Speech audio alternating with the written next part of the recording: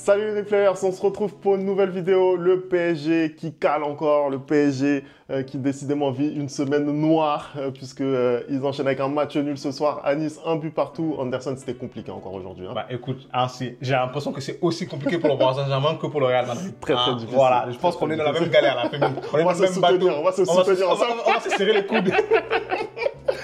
Allez, dites-nous ce que vous avez pensé en commentaire du match du Paris Saint-Germain. On va le débriefer tout de suite. C'est parti, on envoie le générique.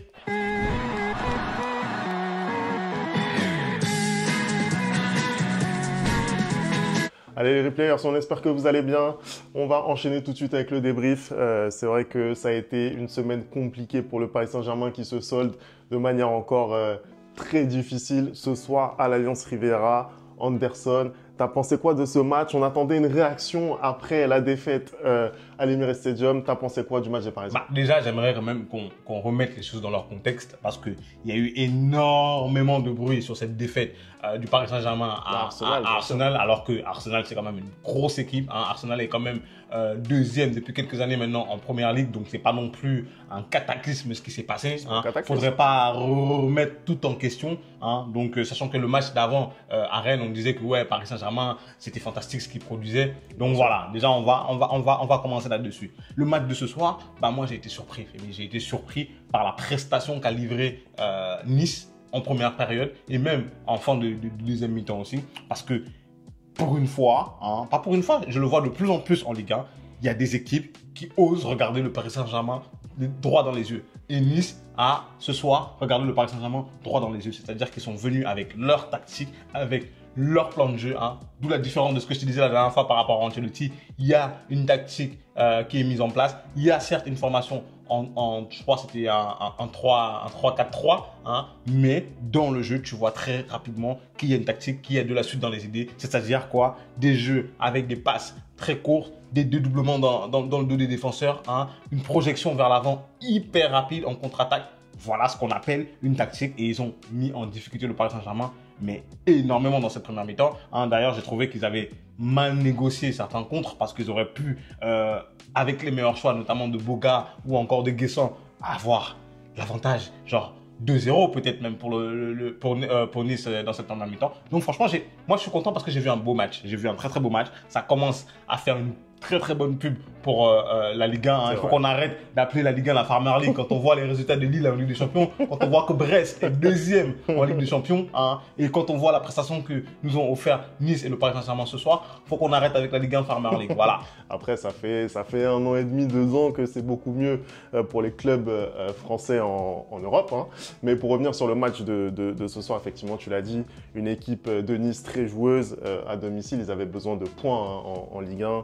Ça a été un début de saison un peu compliqué pour eux, changement d'entraîneur. Effectivement, Francaise, il fallait qu'il puisse appliquer ses principes de jeu. Et quand Lens a joué l'année dernière contre le PSG, ou même les années précédentes, on a été largement mis en difficulté contre Lens. Et là, on retrouve encore ce jeu vers l'avant. Une équipe qui est plutôt bloc bas, qui attend le PSG, qui tournait autour de 70% de possession, notamment en première période où ils ont été le plus en difficulté. Mais malgré ça, Nice, à chaque fois qu'ils ont récupéré le ballon, ils ont été dangereux, tu en as parlé à l'instant. Et justement, moi, je voudrais tout de suite appuyer là où ça fait mal. Je voudrais appuyer, encore une fois, sur l'impact. L'impact, je suis désolé. Tu es malmené, tu sens que tu n'es pas bien dans tes chaussettes et tu n'arrives pas à mettre l'impact physique suffisant. Tu ne peux pas laisser des joueurs, notamment comme Tanguy Ndombele, par exemple, qui fait un match stratosphérique ce soir, le laisser se retourner, te faire des roulettes, te faire des crochets. Mais en fait, c'était Zidane qu'on avait sur le terrain. Après, désolé. Il y a un truc aussi, c'est que ça compte. Tu as eu un match dans la semaine. Tu as eu un match assez prenant dans la semaine face à Arsenal. Ouais, Nice a eu un match dans la semaine. Il y a eu un match jeudi. Ils ont été joués à la Lazio de Rome. Ça a été très compliqué. Je suis désolé, c'est pas la même compétition. C'est pas la même compétition, mais ils ont un jour de récup de moins. Ils ont un jour de récup de moins. Et je suis désolé, il y a 11 hommes, voilà, contre 11 autres hommes. Tu dois montrer autre chose de ce point de vue. Après, effectivement, tu peux pas être au top tout le temps au niveau du jeu. Mais là, ce que j'ai trouvé, j'ai vu certains comportements qui sont très compliqués. On a eu par exemple une occasion, c'était une des premières du match, une tête de Mohamed Ali Chaud, où justement Donnarumma fait l'horizontale. Ouais. C'est impossible que Mohamed Ali Chaud prenne le ballon. Il doit pas avoir le ballon. C'est impossible qu'il prenne le ballon. C'est impossible, c'est impossible. Et ça, tu vois, Fabien Ruiz qui fait quand même, je sais pas, plus d'un mètre 80, je suis désolé. Désolé, c'est pas ça. Il est vraiment passif. Et ça, on le voit à plusieurs reprises dans certaines phases de jeu et notamment au milieu de terrain où pour moi, c'est là que s'est fait la différence en première période. Ça a été, on a été bouffé totalement. Tu regardes la prestation notamment dans Warren Zaïre-Emery, j'en ai longuement parlé ici. Hein. Je vais pas revenir sur ma prédiction, mais en tout cas, c'était difficile. Ça a été un match très très compliqué. Après ce soir, c'était pas que Warren au milieu de terrain. Quand tu regardes la première mi-temps du Paris Saint-Germain, Joao Neves, Fabien Ruiz et Warren, le nombre de ballons qu'ils ont perdus, les trois. C'est pas les seuls. Oui, c'est pas les seuls. Tout le Paris Saint-Germain. Mais c'était incroyable le milieu de terrain. Je crois que c'était plus de 10 ballons, voire même 20 ballons perdus en première mi-temps par les trois réunis. C'est n'importe quoi. À un moment donné, le pressing que mettait Nice dès la perte du ballon, pour eux, c'était beaucoup trop impressionnant. Et même, j'ai l'impression que souvent, ils n'avaient même pas besoin de mettre ce pressing-là. Il y avait tellement d'imprécisions techniques qu'il y avait la perte du ballon. Et j'ai trouvé qu'en effet, des trois, c'était quand même Warren qui était très, très, très en dessous. Et tu vois justement, par son jeune âge, que c'est compliqué pour lui de pouvoir enchaîner un peu les matchs de cette manière-là. Là-dessus, sur les pertes de balles, hein, on a parlé des trois milieux de terrain. Je vais encore insister, mais je suis désolé. On a dans cette équipe des leaders. C'était notamment le retour d'Ousmane Dembélé dans le 11 de départ. Je suis désolé, la première période qu'il fait. Il nous fait des passes plein axe pour que les Niçois puissent aller en contre-attaque. C'est pas possible de faire ça. Surtout quand tu as un PSG comme ça qui est un petit peu en manque de confiance, qui a peut-être un peu moins de marge sur ses adversaires. On attend des leaders qui soient fiables techniquement. Pareil, Achraf Hakimi, même chose. Trop d'approximations techniques. Alors après, ça ne veut pas forcément dire qu'ils ne sont pas dans le ton, tu vois. Notamment Dembélé, tu sentais qu'il avait envie de bien faire. Mais c'est vrai qu'on attend quand même de la fiabilité au niveau technique de ces joueurs-là. Et pour moi, c'est insuffisant de ce point de vue. C'est insuffisant. Après, quand je regarde un petit peu avec du recul la première période, on se rend compte que oui, il y a eu une grosse période de domination niçoise. Pour moi, ça dure pendant quasiment la première demi-heure. Et paradoxalement, je trouve que au moment où le PSG sort un peu la tête de l'eau, où il commence à se procurer des occasions, notamment par l'intermédiaire de Barcola sur une phase de transition, et derrière, on a cette ouverture du score niçoise qui est logique par rapport à la première période, qui est méritée. Mais voilà, c'était dans un moment du match où le PSG était un petit peu mieux. Après, la réaction, tu vois, la réaction parisienne me plaît quand même. À la mi-temps, il y a quand même un fait qui est majeur pour moi. Oui, mais d'ailleurs, j'aimerais bien qu'on revienne là-dessus parce qu'on a vu ce soir une nouvelle composition encore par Luis Enrique. Il y a notamment la titularisation de ton poulain, le retour de Ousmane Dembélé. Donc, il a décidé de faire confiance à Randal Kolo Muani pour ce match-là et il a mis à la pointe de l'attaque. Quand tu regardes la première mi-temps qu'il a fait, est-ce que tu estimes que pour toi, le remplacement, le changement qu'il a fait dès la mi-temps de sortir Randal et de mettre Kang In Lee, est-ce que pour toi c'est judicieux? Est-ce que tu estimes que la première mi-temps qu'il a fait, Randal méritait qu'il sorte? Moi, je ne vais pas raconter de ça là. Quand on a un PSG qui est mené 1-0, qu'il y a ce remplacement qui est fait et que derrière on se procure beaucoup plus d'occasions et qu'on revient au score, ça lui donne raison. C'est Luis Enrique qui a raison. Voilà. Là-dessus, on peut rien dire. Si on avait perdu le match avec ce changement, on aurait dit c'est n'importe quoi. Donc là, il fait le changement. En plus, Kang In Lee fait une entrée exceptionnelle dans le sillage de son début de saison exceptionnel et ça permet au PSG de revenir. Et il y a eu des occasions même pour gagner le match. Après, honnêtement, venir faire peser la première période insipide du PSG sur les épaules de Randal Kolo Muani, moi je trouve que c'est très très dur. Franchement, même si techniquement je trouve qu'il y a vraiment des limites de la part de Randal et notamment en fin de première période où le PSG était mieux et où lui justement je trouve qu'il n'a pas forcément tiré son épingle du jeu. bah, même chose. Les 2-3 ballons que lui récupère pendant que le PSG n'est pas bien, bah, c'est lui qui le fait, c'est lui qui fait les courses. Mais... C'est lui qui en fait, essaye un peu de secouer le cocotier. Tu vois ce que je veux dire? Je te dis pas que c'est quelque chose de suffisant. On a déjà, encore une fois, parlé du contexte, etc. Mais je trouve que le signal que tu envoies à ton joueur, surtout quand tu as une équipe comme ça, avec des cadres de cette équipe qui sont aussi mauvais, bah, je trouve que c'est méchant. Moi, je te dis, oui, non, mais c'est... Le monde est méchant. Il est méchant. Non, moi, je vais te dire ce que je pense. Typiquement, je suis d'accord avec toi. La manière dont ça a été fait n'est peut-être pas la bonne. Mais aujourd'hui, je pense encore, Fémi, au risque de me répéter chaque semaine, que Randal Kolo Muani n'est pas le type de joueur qu'apprécie Luis Enrique. Parce que quand tu vois la première mi-temps qu'il fournit et que c'est lui qui décide de remplacer, c'est qu'il estime que les qualités qu'il apporte ne lui sont pas nécessaires et qu'il estime qu'il aimerait avoir d'autres types de qualités.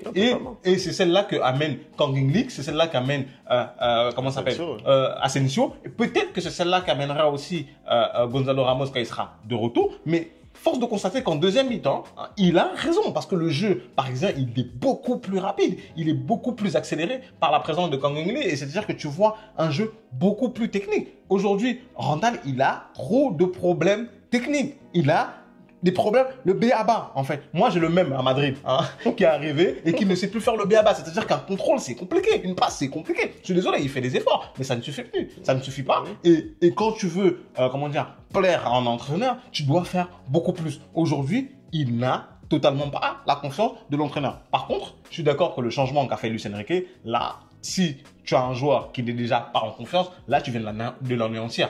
Là, le sortir comme ça à la mi-temps, tu envoies le signal, en plus c'est le seul que tu sors, et en plus tu le sors à la mi-temps, tu envoies le signal comme quoi c'est lui le problème. Et à un moment donné, je pense qu'il va falloir réfléchir au cas Randal Kolo Muani au Paris Saint-Germain, parce que j'ai l'impression que Luis Enrique est arrivé, il l'a trouvé là, c'est pas un choix de sa part, et vraiment, il peut pas s'en débarrasser. Parce qu'aujourd'hui, qui va récupérer Randal au prix où vous l'avez acheté, et est-ce que même la direction va accepter de laisser Randal partir?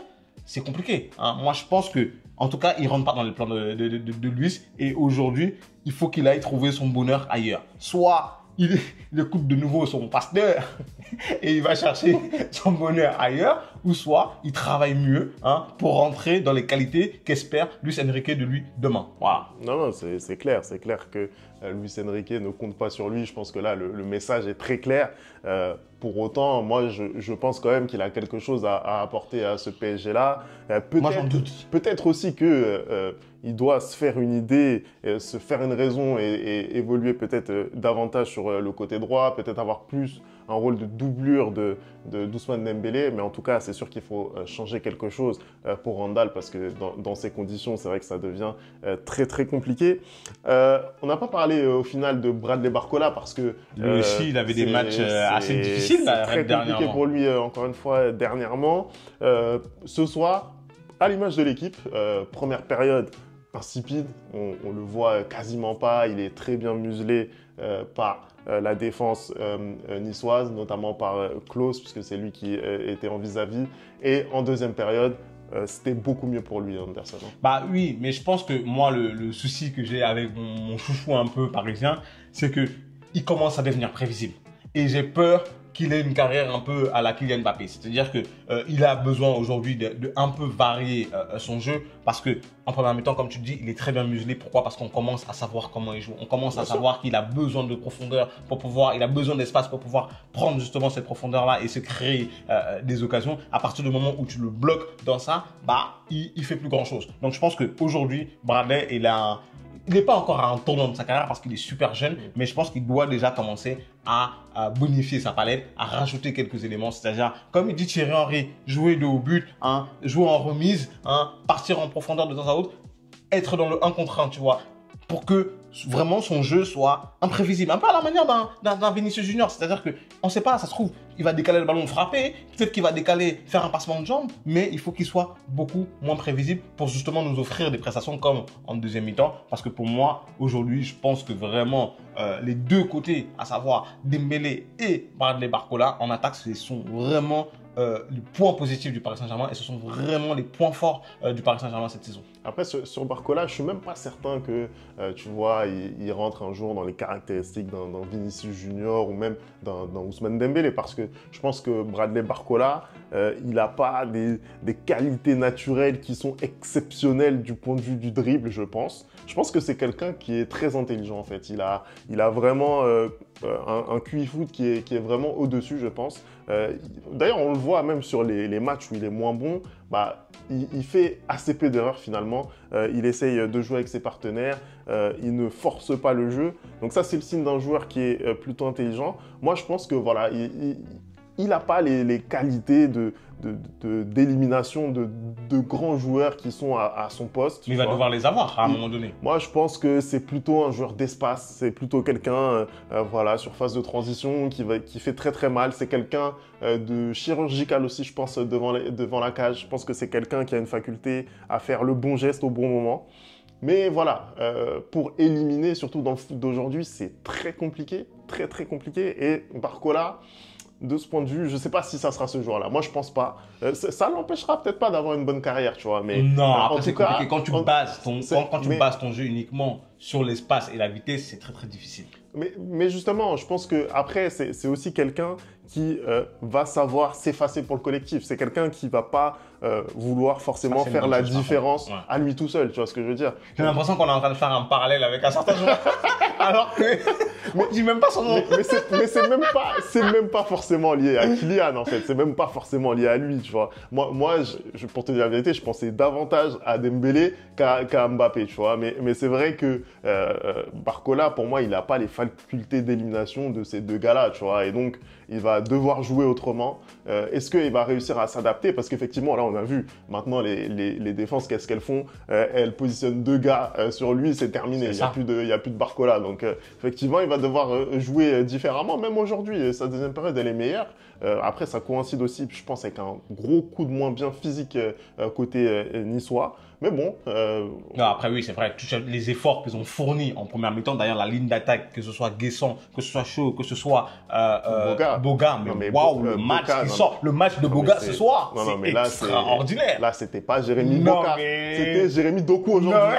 Mais j'étais choqué. La manière, les prises de balles qu'il a fait ce soir, mais j'étais choqué. À chaque fois, le contrôle, il est orienté vers l'avant. Moi, c'est tout ce que j'aime. Franchement, le football que Nice a proposé ce soir, hein, c'est extraordinaire. Je ne sais pas comment il fait pour transformer ces équipes comme ça, Franck Hez, mais c'est juste génial. Mais franchement, après, les Niçois, il y a de la qualité dans cet effectif et ce sont des joueurs dont on sait qu'ils sont capables de faire ça. Après, le problème des joueurs là qui jouent à Nice, c'est la régularité. Ouais. C'est la régularité. Même un joueur comme Tanguy Ndombele, il a absolument rien à faire à l'OGC Nice, rien du tout. Mais en réalité, c'est la régularité, c'est le professionnalisme, c'est l'implication que tu vas mettre chaque jour. On sait ce qu'ils ont dans les pieds, ces gars-là. Même un Mohamed Ali Chaud aujourd'hui, voilà, ça c'est des gens qui sont très très forts. Malheureusement, voilà, lui, il n'a pas su s'imposer dans un club comme la Real Sociedad. Mais voilà, c'est des gens qui, techniquement, sont très très à l'aise.